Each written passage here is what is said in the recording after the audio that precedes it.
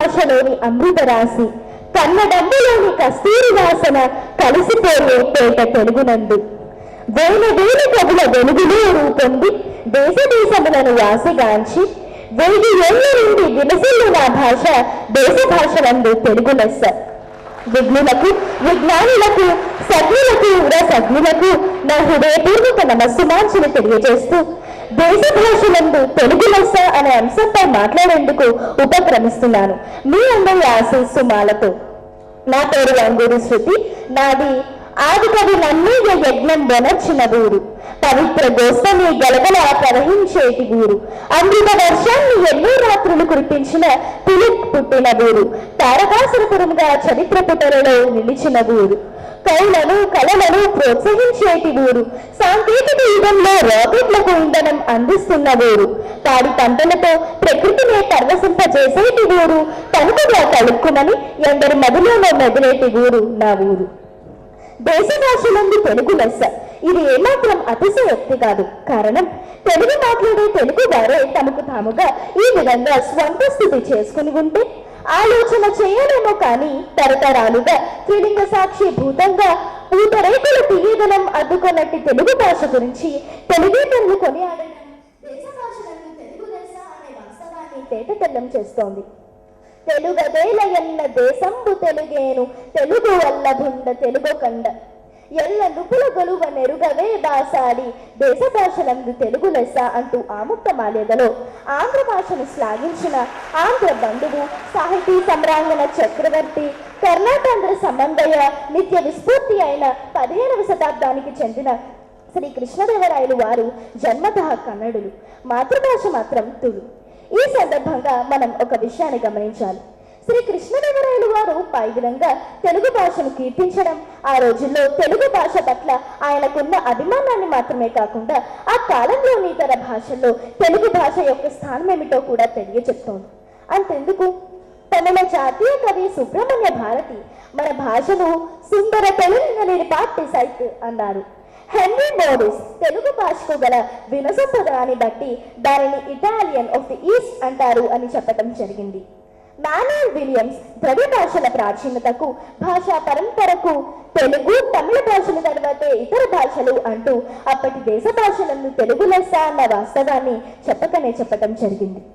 అయితే తెలుగు తమిళం ద్రవిడ భాషలు అయినప్పటికీ భాషా శాస్త్రానుసారం ప్రఖ్యాత భాషా శాస్త్రవేత్త రష్యా దేశానికి చెందిన ఎంఎస్ ఆండ్రోనోవ్ 21 ద్రవిడ భాషలు ఉండేవని, అందులో ఉత్తర ప్రాంతానికి చెందిన వారు బ్రాహ్మై, మాల్తో, కుదుక్ మాట్లాడేవారని, మధ్య ప్రాంతానికి చెందిన వారు గోండి, కొండ, కుయి, మండ, తర్జీ, గదబ, కొలమి, పెంగో, నాయకి, కువి తెలుగు మాట్లాడేవారని, దక్షిణ ప్రాంతానికి చెందిన వారు తుళు, కన్నడ, కొడగు, తోడ, మలయాళం మాట్లాడేవారని.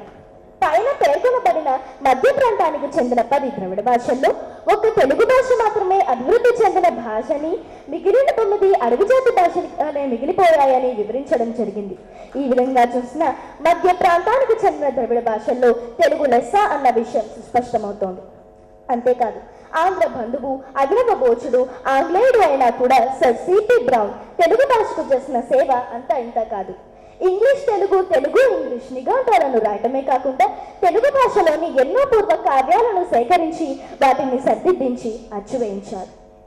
తెలుగు భాష యొక్క అభివృద్ధి కనుక మనం గమనించినట్లయితే క్రీస్తుపూర్వం 200 నుండి 6వ శతాబ్దం దాకా ప్రారంభ దశగాను, 6వ శతాబ్దం నుండి 9వ శతాబ్దం దాకా భాషా వికాస దశగాను, 9వ శతాబ్దం నుండి సాహిత్య వికాస దశగాను చెప్పచ్చు. సాహితీపరంగా చూస్తే ఎంతో పురాతనమైనది మన తెలుగు. వాగ్గేయకారుడు ఆదికవిగాను ప్రఖ్యాతిగాంచిన నన్నయ్యకు ముందుగల కాలంలో కూడా, అంటే దేనైతే మనం ప్రాగ్నిర్ణయ యుగం అని పిలుస్తున్నామో ఆ కాలంలో కూడా తెలుగు భాష ఎంతో అభివృద్ధిగాంచింది అనడానికి ఒక మచ్చి తునక ప్రాకృత భాషల్లోని హాలుని గాథ సప్తసతిలో తెలుగు మాటలు ఉండడమే. అంటే క్రీస్తు శకం 1వ శతాబ్దానికే తెలుగులో వాంగ్మయం ఉంది అని అర్థమవుతోంది. ఏ భాషలోనైనా జానపద సాహిత్యమే మొదట ఉంటుంది, అది మౌఖిక రూపంగానే ఉంటుంది. నన్నయ్యకు ముందు ఎన్ని జానపద గేయాలు లేవు. నన్నయ్య కూడా తన భారతంలో నాగీ గీతముల గురించి పేర్కొనటం మనం మర్చిపోకూడదు. అలాగే నన్నయ్య చూడని కుమార సంభవంలో ఊయల పాటలు, గౌడి గీతాలు కనపడతాయి. పాల్గొరుకు సోమన తుమ్మెరి పదాలు, గొప్పి పదాలు, ఆనంద గీతాలు మనం ఎలా మర్చిపోగలం? అందుకే అంటాను, గణము ప్రాస యతియు కమనీయ అర్థాల మృదు మధుర సమాస పదములొలుకు తెలుగు వెలుగు దశ దిశల వెడ చల్లడే తెలుగు భాష కన్న కలదే భాష. అంతేకాకుండా నన్నయ్య తిక్కన్న ఎర్రన్న పితికిన పాల పొదుగు ఈ తెలుగు, అల్లసాని అల్లిక జిగిబిగి అమృతధార ఈ తెలుగు, శ్రీనాథుని కవితా సుధలో కాంచనధార ఈ తెలుగు. ఇంతటి మహోన్నతి ఖ్యాతిగాంచిన భాష మన తెలుగు. కానీ దురదృష్టవశాత్తు ఈ తరంలోని చాలా మంది తెలుగు వారికి ఈ విషయాలు ఏమీ తెలియవు, కనీసం తెలుసుకోవాలన్న తపన ఉండదు. భారత రాజ్యాంగం గుర్తించిన 18 భాషల్లో తెలుగు కూడా ఒక భాష అని తెలిసినేమో తప్ప తెలుగు లెస్స తప్ప వేరు కాదు అని తెలియదు. తెలుగు భాష అత్యంత ప్రాచీనమైన భాష. భారతదేశంలో అత్యధిక సంఖ్యలో ప్రజలు మాట్లాడే భాష తెలుగు. కారణం హిందీ 11 ప్రాంతీయ భాషల సమ్మేళనం అని మనం మర్చిపోకూడదు. ప్రపంచవ్యాప్తంగా 15 కోట్ల మంది తెలుగు మాట్లాడుతున్నట్లు తెలుస్తోంది. ప్రపంచంలో మాట్లాడే భాషల్లో తెలుగు భాషకు 6వ స్థానం ఉంది. తెలుగు మాట్లాడేవారు మన దేశంలో 20 రాష్ట్రాల్లో ఉన్నారు. పైగా ప్రపంచంలో 120 దేశాల్లో ఉన్నారు. ఆఖరిగా ఒక్క మాట, కమ్మనైన తెలుగు భాష కలనైనా మానొద్దు, అమ్మ పాల కమ్మదనం మాతృభాష మరవద్దు. తెలుగుదనం మనకు ధనం, తెలుగు భాష చరితగనం, తరతరాల సంస్కృతిలో తలదించని ఖ్యాతి మనది, నరనరాల మాతృప్రేమ ప్రవహించే జాతి మనది. కమ్మనైన తెలుగు భాష కలనైనా మానొద్దు, అమ్మ పాల కమ్మదనం మాతృభాష మరవద్దు. ఓం శ్రీ వెంకటేశాయ.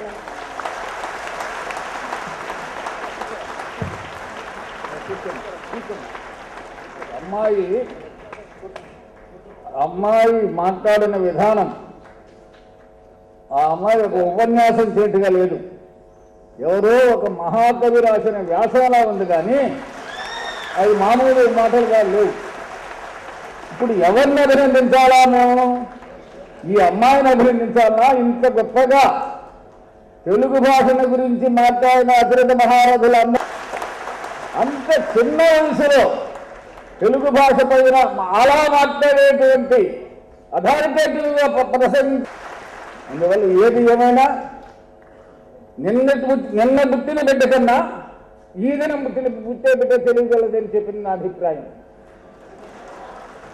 ఇలాంటి పిల్లలకు మనం హితబోధ చేస్తే వాళ్ళు వింటాను. ఎప్పుడో నేను విరిగిన కత్తులు వేలం వేస్తే వేరే నివారణలు కొంటారా? కొందరు. అందువల్ల మనం అందరం కూడా పిల్లల ముందు, వాళ్ళు పెద్దవాళ్ళు, ఈరోజు మనం చిన్నవాళ్ళం, చైతన్య దీపాలు పసిపిల్లలు, చిన్నారి మనసులకు వెళ్ళలు. ఎందుకంటే పిల్లలుండే చోట పిలువకనే పలికేది ప్రేమానురాగాలు, కోకలలు.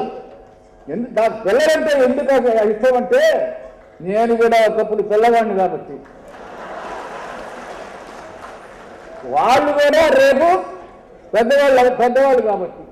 ఈనాటి పెద్దలంతా ఒకనాడు పిల్లలు, ఈనాటి పిల్లలంతా ఒకనాడు పెద్దలు. అంతెందుకు గంగానది కూడా పుట్టినప్పుడు చాలా చిన్నపిల్ల. అందువల్ల వాళ్ళల్లో పిల్లలు దేవుడితో సమానమైనటువంటి వాళ్ళు. అమ్మ, నీకు చాలా ఉజ్వలమైన భవిష్యత్తు ఉంది. మీ తల్లిదండ్రుల యొక్క ఆశీస్సులు ఉన్నాయి, కోట్లాది ప్రజల యొక్క ఆశీస్సులు నీకున్నాయి.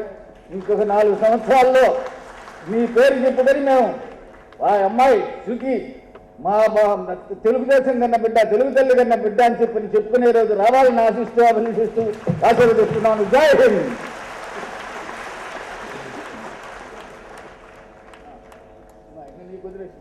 వారు విచ్చేయడానికి ముందు మనకు చాలా మంచి విషయాలు చెప్పినటువంటి పెద్దలకి స్ఫూర్తి కుమారి ఒంగూరి శృతి, మీ అందరి యొక్క కళానుభవంలో మన అమ్మాయి అభినందించడం మనకు స్ఫూర్తి అవ్వాలి.